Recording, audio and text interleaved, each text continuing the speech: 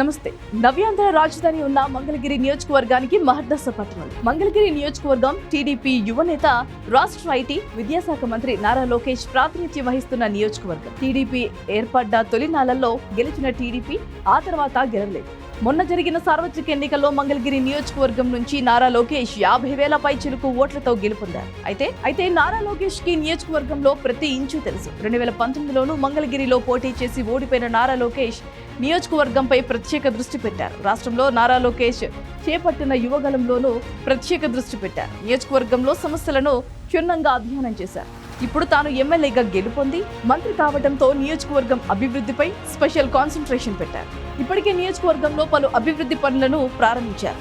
దానికి తోడు మంగళగిరిలోని అంతర్జాతీయ క్రికెట్ స్టేడియాన్ని ఏడాదిలోగా సిద్ధం చేసి రాజధాని ప్రాంతానికి అందించబోతున్నట్లుగా ఆంధ్ర క్రికెట్ అసోసియేషన్ కొత్త అధ్యక్షుడిగా ఎన్నికైన విజయవాడ ఎంపీ కేశినేని శివనాథ్ ప్రకటించారు. మరో ఏడాది తర్వాత అంతర్జాతీయ క్రికెట్ మ్యాచ్లను సైతం ఇదే స్టేడియంలో నిర్వహిస్తామని కూడా వెల్లడించారు. విశాఖలో రెండో క్రికెట్ స్టేడియం నిర్మాణంతో పాటు అన్ని జిల్లాల్లోనూ మొదలైన ఏర్పాట్లకు యోచిస్తున్నట్లుగా పేర్కొన్నారు. ఏసీఏ అపెక్స్ కౌన్సిల్లోని 6 పదవులకు శనివారం విశాఖలో ఎన్నికల ప్రక్రియ ప్రారంభించగా ఒకే ప్యానెల్ నుంచి నామినేషన్లు దాఖలయ్యాయి. దీంతో పదవులన్నీ ఏకీగ్రీవమయ్యాయి.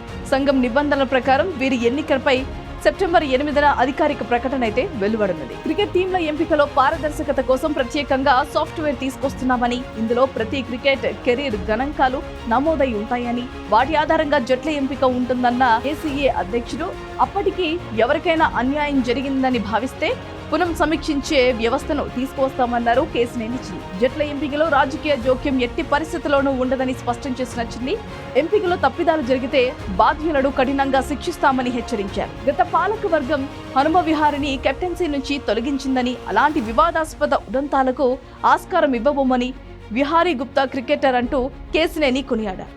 విహారీ కారణంగా ఆంధ్ర క్రికెట్ మెరుగుపడిందని, ఆయనను ఏసీఏ మళ్లీ తీసుకుంటుందని, ప్రతిభ గల ఆటగాళ్లను వదులుకోబోమని స్పష్టం చేశారు. నైపుణ్యం ఉన్న పేద క్రికెటర్లకు ఆర్థిక సాయం చేయాలనుకుంటున్నామని, దేశంలో ఒక మంచి సంస్థగా ఆంధ్రప్రదేశ్ క్రికెట్ అసోసియేషన్ కు గుర్తింపు తీసుకువస్తామని కేశినేని చిన్ని చెప్పారు. విజయవాడ నగరంలో ఇప్పటి వరకు స్టేడియం లేని లోటును మంగళగిరి స్టేడియం తీర్చనుందని చిన్ని విజయవాడలో క్రికెట్ అకాడమీ ఏర్పాటు చేయబోతున్నామని తెలిపారు. కడపలో గత పాలకవర్గం హయాంలో నిర్మించిన స్టేడియాన్ని మరింత అభివృద్ధి చేస్తామని, 13 జిల్లాలో క్రికెట్ కు ప్రత్యేకంగా మైదానాల నిర్మాణం, మరమ్మతులు చేపట్టాలని యోచిస్తున్నాం.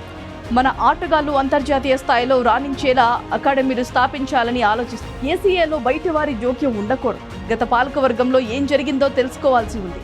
క్రీడల్లో నైపుణ్యం ఉన్న వారితో కమిటీ వేసి క్రికెటర్ల ఇబ్బందులు తెలుసుకుంటాం. పిల్లలకు, ప్రజలకు క్రికెట్పై ఆసక్తి కలిగించే కార్యక్రమాలు నిర్వహించబోతున్నాం. రోజు ఏదో ఒక టోర్నమెంట్ జరిగేలా ప్రణాళికలు రూపొందిస్తున్నాం. చాలా కార్పొరేట్ సంస్థలు ఏసీఏకి సాయం చేయడానికి ముందుకొస్తున్నాయని ఏసీఏ అధ్యక్షులు కేశినేని చిన్ని తెలిపారు.